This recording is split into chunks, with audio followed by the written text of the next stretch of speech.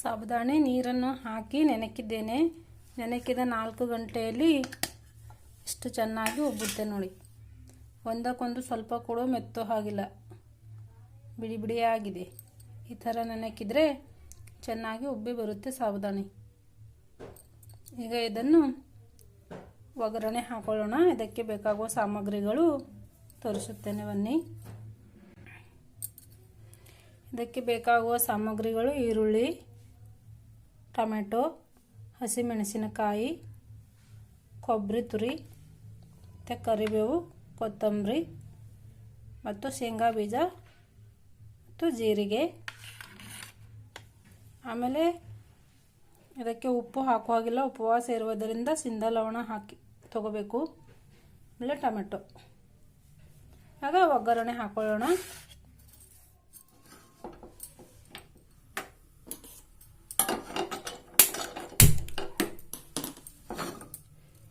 ಪ್ಯಾನ್ಗೆ ಮೊದಲು ಎಣ್ಣೆ ಹಾಕೊಳ್ಳೋಣ.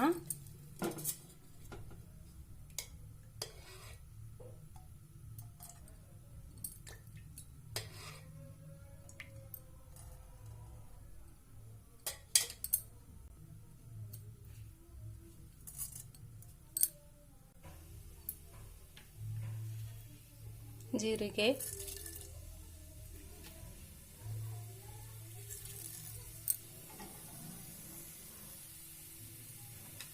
ಆಮೇಲೆ ಕರಿಬೇವು,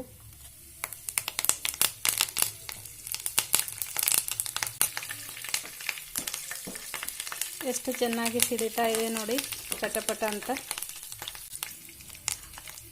ಆಮೇಲೆ ಈರುಳ್ಳಿ,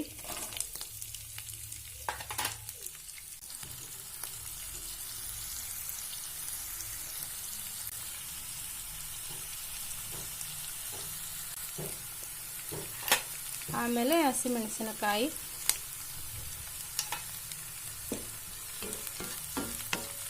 ಅದೆಷ್ಟು ಚೆನ್ನಾಗಿ ಕಾಣಿಸ್ತಾ ಇದೆ ಕಲರು.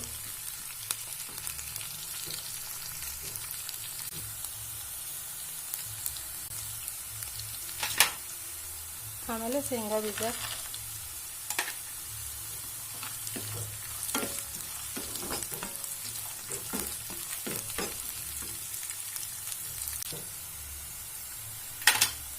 ಆಮೇಲೆ ಟೊಮೆಟೊ ಹಾಕೊಳ್ಳೋಣ.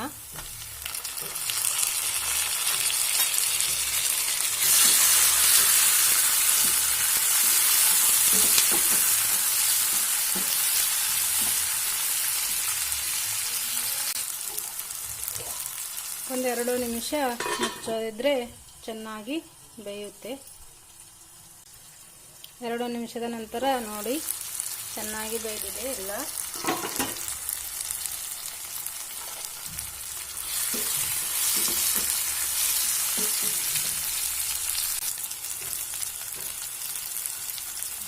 ಬೇಕಾದರೆ ಸ್ವಲ್ಪ ಅರಿಶಿನ ಹಾಕೋಬಹುದು, ಬೇಡ ಅಂದರೆ ಬೇಡ.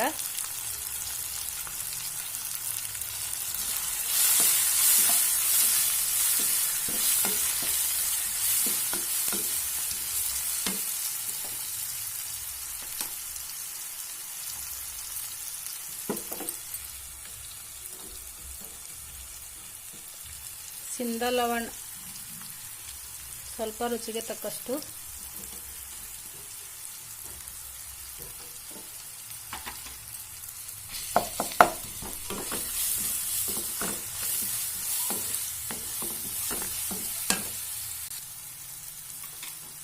ಕೊನೆಗೆ ಕೊತ್ತಂಬರಿ ಪುಡಿ,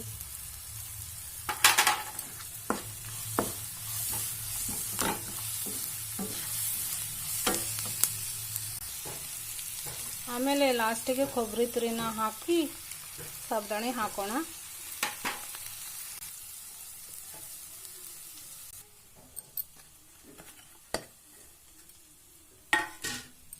ಎಷ್ಟು ಚೆನ್ನಾಗಿ ಬಿಡಿ ಬಿಡಿಯಾಗಿ ನೆನೆದಿವೆ. ಇವನ್ನ ಒಗ್ಗರಣೆಯಲ್ಲಿ ಹಾಕಿ ಕಲಸೋಣ.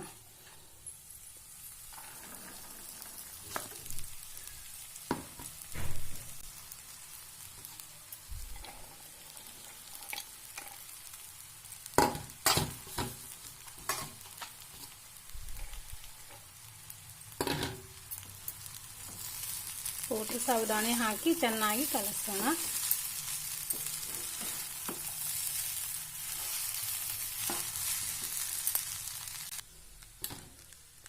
ನೋಡಿ ಸಾಬುದಾಣಿ ರೆಡಿಯಾಗಿದೆ. ಹೇಗಿದೆ ನೋಡಿ, ಬಿಡಿ ಬಿಡಿಯಾಗಿ.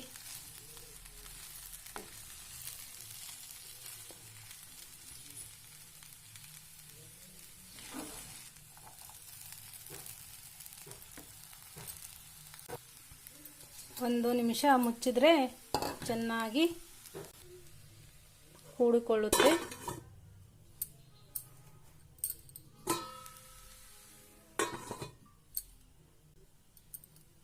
ಇವಾಗ ಆಗಿದೆ ಅಂತ ನೋಡೋಣ. ನೋಡಿ ಎಷ್ಟು ಚೆನ್ನಾಗಿ ಕೂಡ್ಕೊಂಡಿದೆ ಎಲ್ಲ.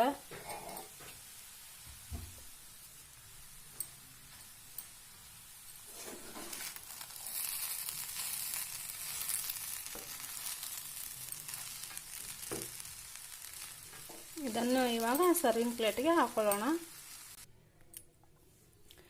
ನೋಡಿ ಸಾಬುದಾಣಿ ಸುಸ್ಲಾ ರೆಡಿಯಾಗಿದೆ.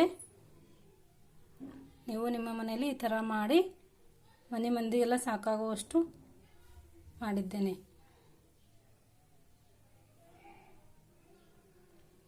ಈ ವಿಡಿಯೋ ನಿಮಗೆ ಇಷ್ಟವಾದರೆ ಲೈಕ್ ಮಾಡಿ, ಶೇರ್ ಮಾಡಿ, ಸಬ್ಸ್ಕ್ರೈಬ್ ಮಾಡೋದನ್ನ ಮರೆಯಬೇಡಿ. Bye friends.